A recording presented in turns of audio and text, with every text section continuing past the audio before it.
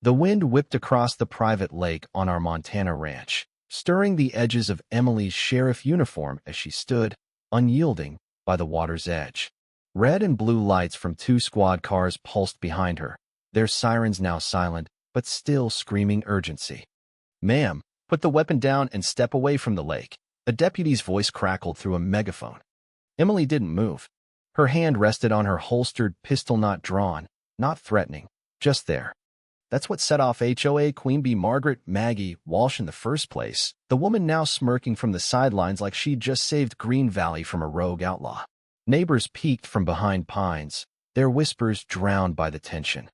The deputy, clueless that he was addressing the new county sheriff, stepped out with his hand near his taser, demanding ID. Emily turned slowly, slid off her sunglasses, and said in a voice sharp as a blade, "Deputy Harris, I'm your boss." The air froze. Maggie's smug grin twitched. "Wait, what?" she sputtered. "But let's rewind to how this all began. I'm Nathan Carter, Emily's husband.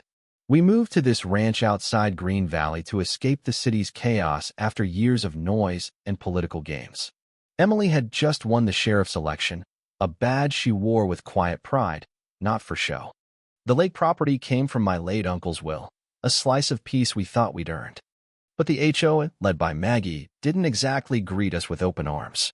Maggie, real name Margaret Walsh, wasn't elected president, she just declared herself queen. Clipboard in hand, sharp tongue sharper than her fake smile, she ruled like the lake was her kingdom. At first, we tried to play nice.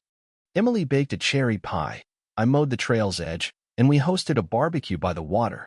Maggie showed up uninvited, stayed 10 minutes, then left, griping that our music wasn't HOA approved. That was our first red flag. Emily's tough, but kind, never flashing her authority unless pushed. Maggie, though, saw the badge and gun as props, a personal affront to her control. It started small. Complaints about Emily's uniform, intimidating neighbors, noise reports when Emily trained on our land, whispers that she was faking her role. Emily stayed calm, trusting truth would win out. But Maggie escalated, leaving notes taped to her gate. "This isn't a police state, or gun scare kids. One even read, owning land doesn't mean you own us." That one hit hard. Emily had clawed her way up from a small town, single mom upbringing, earning her degree and rank with sweat and honor. She didn't demand respect, she lived it. One sunny Saturday, it all boiled over. Emily, in full duty gear for a town hall, walked with me by the lake, fishing poles in hand, coffee thermos swinging. Maggie appeared, phone out, recording. "You're violating HOA rules," she snapped. Emily, cool as ever, replied, "I'm not in the HOA." Maggie zoomed in on the holster. "You're armed." Emily held up her badge. "I'm on duty." Maggie scoffed, "Sure you are," and stormed off, muttering about a lesson. We thought she was bluffing until sirens wailed. 2 squad cars roared up, dust swirling like a storm. Deputy Harris, confused, called out, "We got a report of someone impersonating an officer with a firearm." Emily raised an eyebrow. "Who called?" Harris glanced back. "Margaret Walsh."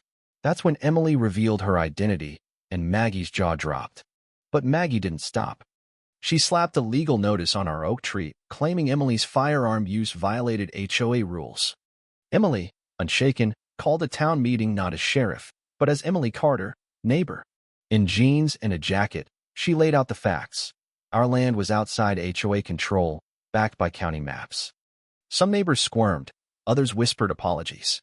Maggie doubled down, accusing Emily of bullying with her badge. Emily shot back, "If I wanted to bully, I'd charge you for that false report, but I'd rather solve this as neighbors." The room went silent, but Maggie wasn't done. Days later, a man in a black SUV arrived, claiming to inspect our dock for HOA compliance. I let him wander, snapping photos as he measured. Emily returned, body cam on, and sent him packing. Turns out, his company didn't exist. Maggie's fake inspector. Then came the gut punches. Animal waste was dumped by our dock with a note. No badges, no guns. A red pickup with no plate screeched up, the driver yelling, "Back off, lady, or you'll regret it." Emily stood firm, hand near her holster, ordering him to show his hands. He sped off, but the message was clear: this was war. The next morning, our lake's water level dropped. Someone had cemented the inflow pipe. Trail cam footage showed Maggie, in her signature puffy jacket, hauling cinder blocks at midnight. Emily sighed. She's crossed into crimes now. She drafted a cease and desist, offering mediation over charges. Maggie responded with an HOA Facebook post. Some badge wearers think they own us. This isn't a dictatorship. That night, an explosion rocked our barn. The door was blown off, feed bags torn, and red paint scrawled. Badges died too. Emily's face went stone cold. She photographed it, radioed it in, and said, "She's declaring war." By morning, Emily uncovered Maggie's corruption. Thousands in missing HOA funds, fake contracts, and an illegal clause giving her unchecked power. Every neighbor got a letter announcing an audit. Maggie, cornered, stormed into the HOA office to find Emily's notice, her hand shaking. At the next meeting, Emily arrived in uniform, body cam blinking, and presented evidence of Maggie's fraud. The board voted to suspend her. But Maggie's allies struck back. Our boathouse went up in flames, a gasoline can nearby.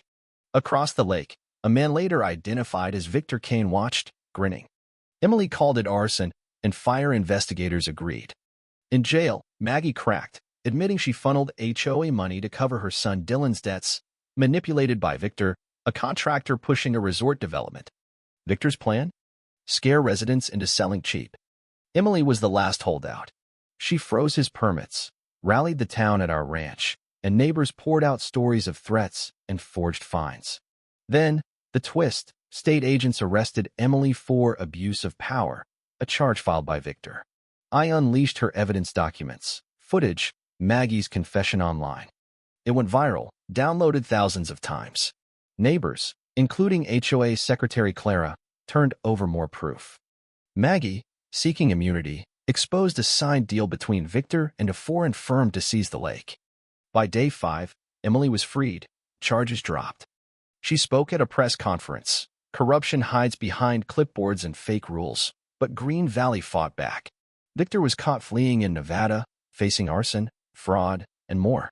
Maggie got probation, banned from leadership. The HOA dissolved, replaced by an elected council. We rebuilt the boathouse with neighbors' help. Emily won re-election in a landslide, her slogan truth over fear. "One night by the lake," she asked, "ever wish we'd moved elsewhere?" I laughed. "Not a chance." She smiled. "I didn't just save our land. I saved our peace." Maggie learned the hard way. Never underestimate a sheriff who's also your neighbor.